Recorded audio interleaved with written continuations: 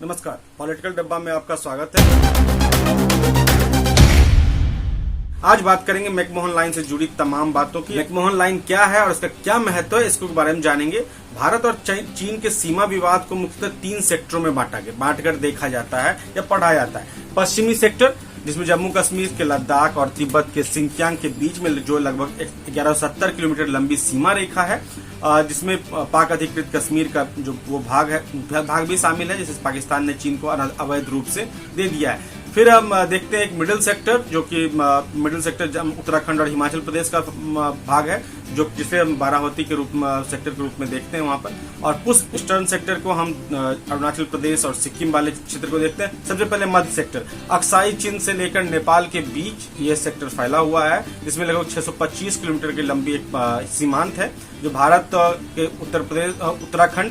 उत्तराखंड और हिमाचल प्रदेश इस क्षेत्र में चीन का लगभग सीमा साझा करता है। चीन इस क्षेत्र में लगभग 2000 वर्ग किलोमीटर का जो दावा है वो अपना प्रस्तुत करता है। मध्य सेक्टर की ये बात थी। पूर्वी सेक्टर में ईस्टर्न लिमिट ऑफ भूटान से अगर हम बात करें, उसके बाद हम सीधा तालू दर्रा, जहां पर यह वही स्थान है जहां पर भारत, म्यांमार और चीन की जो सीमा है ट्रांजंक्शन क्षेत्र की, यह भी काफी विवादित क्षेत्र है। दरअसल यही जो सेक्टर है, पूर्वी सेक्टर, इसी सेक्टर को मैकमोहन लाइन कहा जाता है। इस रेखा को इसका एक बेहद ऐतिहासिक पृष्ठभूमि रही है। इस रेखा को 1914 में भारत और चीन के साथ और तिब्बत के साथ एक त्रिपक्षीय संधि हुई थी, जिसमें तत्कालीन ब्रिटिश भारतीय सरकार की तरफ से सर आर्थर हेनरी मैकमोहन प्रतिनिधि के तौर पर शामिल हुए थे, और चीन के प्रतिनिधि के रूप में इवान चेन ने 3 जुलाई 1914 को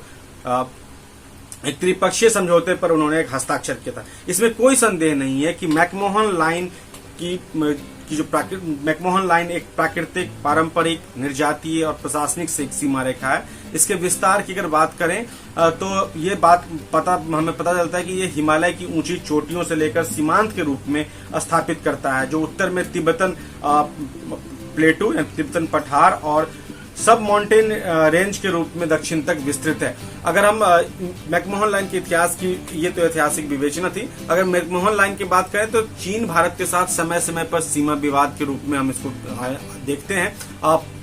बीते 5 मई से हम देख रहे हैं कि दोनों देशों के बीच सीमा विवाद एक जारी है। दोनों सेनाएं आमने सामने खड़ी है। इस दफे भी शुरुआत जो हुई थी दरअसल मैकमोहन लाइन पर ही हुई थी, पूर्वी सेक्टर में हुई थी, नाकुला में। यहाँ पर यह जो है सो एक विस्तृत विवादों की श्रृंखला इससे जुड़ी हुई है। अप्रैल 1914 में ब्रिटिश भारत की तरफ से आर्थर हेनरी मैकमोहन, तिब्बत की तरफ से लोनचन सात्रा और चीन की तरफ से इवान चेन ने इस लाइन के समझौते पर दस्तखत किए थे। वस्तुतः यह समझौता भारत तिब्बत, चीन तिब्बत के बीच में सीमा निर्धारण के लिए हुआ था। मैं ब्रिटिश कालीन भारत की बात कर रहा हूँ। इस सम्मेलन के निर्णय हुआ था कि तिब्बत को 2 भाग में बांट दिया जाए। आंतरिक तिब्बत पर चीन का आधिपत्य रहेगा, लेकिन बाह्य तिब्बत को पूरी स्वतंत्रता दी जाएगी। दरअसल ये स्वायत्तता की बात की गई थी। चीन तिब्बत के मामले में कोई हस्तक्षेप नहीं करेगा, जबकि चीन तिब्बत को अपने अधीन नहीं करेगा। ये तीन प्रमुख बातें इसमें शामिल आई थी, निकल कर आई थी। इस समझौते के तहत तिब्बत को 2 भाग यानी बाह्य और आंतरिक, जिसका मैंने जिक्र किया, विभाजित किया गया। बाह्य और तिब्बत और भारत के बीच ऊंची पर्वतीय सीमा को मानते हुए एक फुल स्केल मैप पर आर्थर हेनरी मैकमोहन ने मोटे निब वाले पेन से एक लाल रंग से चिन्हित किया था। एक मोटा निब उन्होंने इस्तेमाल किया था, जो चिन्हित कर दिया था।